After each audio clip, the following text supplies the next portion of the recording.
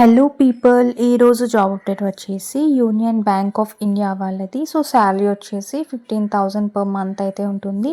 And దీనికైతే ఏ experience అవసరం లేదు అండ్ ఏ ఇంటర్వ్యూ కూడా ఉండదు. అండ్ జస్ట్ మనకి తెలుగు చదవడం రాయడం అయితే వచ్చి ఉండాలి. అండ్ సో టోటల్ పోస్ట్ వచ్చేసి 2691 పోస్ట్ అయితే ఉన్నాయి. సో వీడియోలోకి వెళ్ళే ముందు నా ఛానల్ని సబ్స్క్రైబ్, లైక్ అండ్ షేర్ చేయండి. సో వీడియో అనేది ఇంకొకరికి ఉపయోగపడుతుంది. సో వీడియో అయితే స్కిప్ చేయకుండా ఎండ్ వరకు అయితే చూడండి. సో అప్లికేషన్ ప్రాసెస్ కూడా నేను ఇన్ డీటెయిల్గా అయితే ఎక్స్ప్లెయిన్ చేశాను. So union bank of India వాళ్ళ పీడిఎఫ్ అనేది ఇక్కడ లింక్ అనేది ప్రొవైడ్ చేశారు కదా. సో ఆ లింక్ ద్వారా మనమైతే డౌన్లోడ్ అనేది చేసుకోవచ్చు. ఈ జాబ్ రోల్ గురించి అండ్ జాబ్ డీటెయిల్స్ గురించి టోటల్ ఇన్ డీటెయిల్గా అయితే పీడిఎఫ్లో అయితే ఉంటుంది. సో ఈ లింక్ ద్వారా అయితే మనం అప్లై చేయండి. సో ఈ జాబ్కి అప్లై చేసేటప్పుడు ఎలిజిబిలిటీ క్రైటీరియా అనేది ఫుల్ఫిల్ అవుతని ఈ జాబ్కి అనేది అప్లై అయితే చేసుకోండి. సో ఈ జాబ్ రోల్కి మనకి ఏజ్ లిమిట్ వచ్చేసి మినిమం అయితే 20 ఇయర్స్ అయితే కంప్లీట్ అయి ఉండాలి. అండ్ మ్యాక్సిమం వచ్చేసి 28 ఇయర్స్ అయితే ఉండాలి 1 ఫిబ్రవరి 2025 వరకు. అండ్ ఇక్కడ మనకి అప్పర్ ఏజ్ రిలాక్సేషన్ కూడా ఇచ్చారు అప్పర్ ఏజ్ లిమిట్కి. సో ఇక్కడ ఎస్సీ ఎస్టీకి అయితే మనకి ఏజ్ రిలాక్సేషన్ వచ్చేసి 5 ఇయర్స్ అయితే ఉంటుంది. అండ్ ఇంకా అదర్ బ్యాక్వర్డ్ క్లాసెస్కి అయితే 3 ఇయర్స్. సో ఇక్కడ నెక్స్ట్ వచ్చేసి education qualification 5th March 2025. So last date of notification అనేది ఇది. సో ఎడ్యుకేషన్ క్వాలిఫికేషన్ వచ్చేసి ఏదైనా రికగ్నైజ్ యూనివర్సిటీ లేదా ఇన్స్టిట్యూట్ నుంచి గ్రాడ్యుయేషన్ అయితే కంప్లీట్ అయి ఉండాలి. సో ఇక్కడ మనకి passing certificate, graduation passing certificate కూడా ఉండాల్సి ఉంటుంది. సో మనకి 1 ఏప్రిల్ 2021 వరకు అయితే గ్రాడ్యుయేషన్ అయితే కంప్లీట్ అయ్యి ఉండాల్సి ఉంటుంది. సో ఇక్కడ జాబ్ ప్రొఫైల్లోకి వెళ్తే ఇది జస్ట్ ఒక ట్రైనింగ్ అనమాట. ఇది కంప్లీట్ మనకి జాబ్ ఆపర్చునిటీ అనేది ఇవ్వరు, just 1 year training purpose. So monthly మనకి 15,000 అనేది కూడా పే చేస్తారు. జస్ట్ ఇది ఒక ట్రైనింగ్ అన్నమాట. సో ఈ ట్రైనింగ్తో మనం మన స్కిల్స్ అనేది కూడా డెవలప్ చేసుకోవచ్చు. మనకి ఎక్స్పీరియన్స్ కూడా ఉన్నట్టు కూడా ఉంటుంది. సో మన ప్రొఫైల్లో కూడా ఎక్స్పీరియన్స్ అనేది యాడ్ చేసుకోవచ్చు. సో ఇలా మనకి ఇదైతే complete union bank of India employee job అనేది కాదు. సో ఇది జస్ట్ ఒక ట్రైనింగ్ ప్రోగ్రామ్ అనమాట. సో మంత్లీ అయితే 15,000 అనేది పే చేస్తారు. సో ఇక్కడ మనకి డ్యూరేషన్ ఆఫ్ ట్రైనింగ్ అనేది కూడా ఇచ్చారు, జస్ట్ 1 ఇయర్ అని. సో ఇదైతే జాబ్ ట్రైనింగ్ అనమాట. సో బ్యాంకింగ్ గురించి అండ్ ప్రోడక్ట్స్ అండ్ ప్రాసెస్ గురించి మనకి ట్రైనింగ్ అనేది వర్క్ అనేది ఉంటుంది. సో ఇక్కడ మనకి స్టిపెండ్ అండ్ బెనిఫిట్స్ కూడా ఇచ్చారు. అండ్ వాళ్ళకైతే మంత్లీ సో ఇక్కడ ట్రైనింగ్ ప్రోగ్రాంలో భాగంగా మనకి 15,000 పర్ మంత్ అయితే శాలరీ అనేది పే చేస్తారు. జస్ట్ మనకి ఇంకా 1 ఇయర్ వరకు అయితే ఇలా ఉంటుంది. మంత్లీ 50,000 అనేది పే చేస్తారు. అండ్ ఇంకా బెనిఫిట్స్ అనేది ఇంకా ఏం ఎలిజిబుల్ అనేది లేదు అని ఇక్కడ మెన్షన్ చేశారు. అండ్ సెలెక్షన్ ప్రాసెస్ వచ్చేసి సో ఇక్కడ మనకి సెలెక్షన్ ప్రాసెస్ వచ్చేసి మనం ఆన్లైన్లో ఫీ పే చేశాక మనకి సెలెక్షన్ ప్రాసెస్ స్టెప్స్ అనేది ఉంటుంది. సో ఫస్ట్ అయితే ఆన్లైన్ టెస్ట్ అనేది కంపల్సరీ ఉంటుంది. జనరల్ ఫినాన్షియల్ అవేర్నెస్ గురించి, general English and quantitative and reasoning, aptitude and computer knowledge basis పైన మనకి ఆన్లైన్ టెస్ట్ అనేది ఉంటుంది.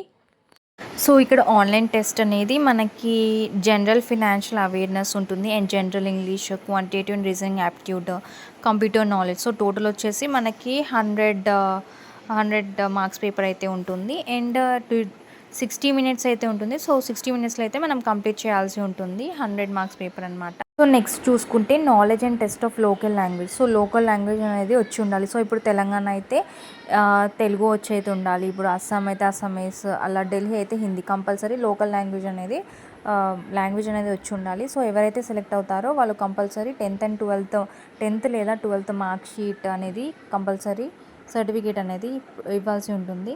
సో డాక్యుమెంట్ వెరిఫికేషన్ అప్పుడు కంపల్సరీ మనం ఈ సర్టిఫికేట్ అనేది ప్రొవైడ్ చేయాల్సి ఉంటుంది. సో వాళ్ళకి ఎవిడెన్స్ లాగా మనకి లోకల్ లాంగ్వేజ్ అనేది వచ్చి ఉంటుందని అలా ఎవిడెన్స్ లాగా అయితే కంపల్సరీ సర్టిఫికేట్ అనేది ప్రొవైడ్ చేయాల్సి ఉంటుంది. సో పర్సనల్ ఇంటరాక్షన్ ఇంకా డాక్యుమెంట్ వెరిఫికేషన్ అప్పుడు అయితే కంపల్సరీ ప్రొవైడ్ చేయాల్సి ఉంటుంది. అండ్ నెక్స్ట్ వచ్చేసి మెడికల్ ఎగ్జామినేషన్. సో ఇక్కడ ఏ ఎగ్జామ్ అనేది ఉండదు. మీరు మెడికల్ ఫిట్ సర్టిఫికేట్ అనేది కంపల్సరీ జనరల్ ఫిజిషియన్ దగ్గర, ఎంబీబీఎస్ కంప్లీట్ అయిన వాళ్ళ దగ్గర మెడికల్ సర్టిఫికేట్ అనేది కంపల్సరీ ప్రొవైడ్ చేయాల్సి ఉంటుంది. సో ఫైనల్ సెలెక్షన్లో మనం రిక్వైర్డ్ డాక్యుమెంట్స్ అనేది కూడా కంపల్సరీ వాళ్ళకి ప్రొవైడ్ చేయాల్సి ఉంటుంది. Like date of birth, category, education qualification. So ఇవన్నీ ఎలిజిబిలిటీ క్రైటీరియాని సాటిస్ఫై అవుతేనే వాళ్ళు అనేది సెలెక్ట్ చేస్తారు. సో ఇదైతే మనకి పర్మనెంట్ జాబ్ అయితే కాదు, జస్ట్ 1 ఇయర్ ట్రైనింగ్ లాగా. సో వాళ్ళు శాలరీ కూడా ప్రొవైడ్ చేస్తారు. అండ్ సో ఇక్కడ మనకి సర్టిఫికేషన్, సో మనకి ట్రైనింగ్ అనేది కంప్లీట్ అయ్యాక మనకి సర్టిఫికేట్ అనేది ప్రొవైడ్ చేస్తారు. సో ఇలా పాస్ అయ్యారు, సో ఇలా అని సో అని మనకి ఇలా సర్టిఫికేట్ అనేది యూనియన్ బ్యాంక్ ఆఫ్ ఇండియా వాళ్ళైతే ప్రొవైడ్ చేస్తారు. సో ఇక్కడ మనం ఆన్లైన్లో ఎలా అప్లై చేయాలి అండ్ లింక్స్ కూడా ఇచ్చారు, వాళ్ళ ఒఫీషియల్ లింక్ అనేది. సో ఎప్పుడైతే లాస్ట్ డేట్ ఉందో సో వాళ్ళ అన్నీ ఇన్ డీటెయిల్గా అయితే ఈ పీడిఎఫ్లో అయితే మెన్షన్ చేశారు. సో ఇన్ డీటెయిల్గా అయితే ఒకసారి చదివేసి మీరు ఈ జాబ్కి అయితే ఎలిజిబిలిటీ క్రైటీరియా అనేది ఫుల్ఫిల్ అయిందా లేదా, అన్ని డాక్యుమెంట్స్ అనేది ఉన్నాయా లేదా అని అన్నీ చూసుకొని ఈ జాబ్కి అనేది అప్లై అయితే చేయండి. సో ఇన్ కేస్ మీకు ఏమైనా ప్రాబ్లమ్స్ అండ్ ఏదైనా డౌట్స్ ఉన్నా కూడా ఏమైనా క్వరీ రిజాల్వ్ చేయాలనుకున్నా వాళ్ళు ఇక్కడ ఈమెయిల్ అనేది ప్రొవైడ్ చేశారు. సో ఆ ఈమెయిల్కి అయితే మీరు మెయిల్ చేయాల్సి ఉంటుంది. సో ఇక్కడ ఎగ్జామినేషన్ ఫీ వచ్చేసి జనరల్ ఓబీసీకి అయితే 800 ప్లస్ జిఎస్టీ, ఫీమేల్స్కి అయితే 600 ప్లస్ జిఎస్టీ, ఎస్సీ ఎస్టీ వాళ్ళకైతే 600 ప్లస్ జిఎస్టీ అండ్ పీడబ్ల్యూబీడీ వాళ్ళకైతే ₹400 ప్లస్ జిఎస్టీ అయితే పే చేయాల్సి ఉంటుంది.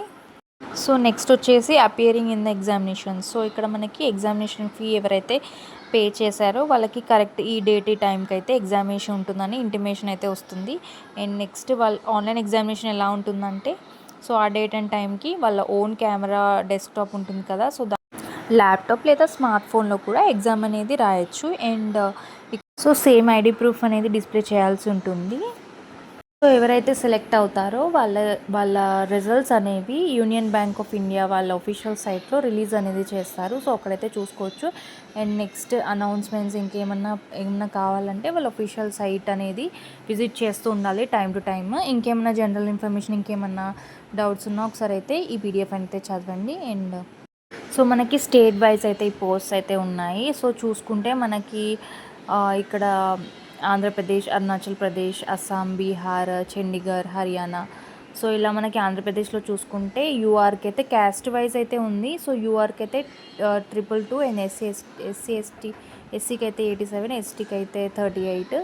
సో ఇలా మనకి స్టేట్ వైజ్ అయితే ఉంది. సో ఇక్కడ మనం చూసుకుంటే తెలంగాణలో అయితే మనకి ఇక్కడ 123 పోస్ట్ అయితే ఉన్నాయి యూఆర్కి, 48 అయితే ఎస్టీకి అయితే 21. సో ఇలా మనకి క్యాస్ట్ వైజ్ అయితే టోటల్ వచ్చేసి మనకి తెలంగాణలో 304 పోస్ట్స్ అనేవి ఉన్నాయి, ఆంధ్రప్రదేశ్లో 549. సో క్యాస్ట్ వైజ్ అయితే ఉంటుంది. అండ్ మనకి స్టేట్ వైజ్ అయితే పోస్ట్ అనేది ఇన్ డీటెయిల్గా అయితే మెన్షన్ చేశారు, వేకెన్సీస్ ఏమేమి ఉన్నాయో ట్రైనింగ్కి.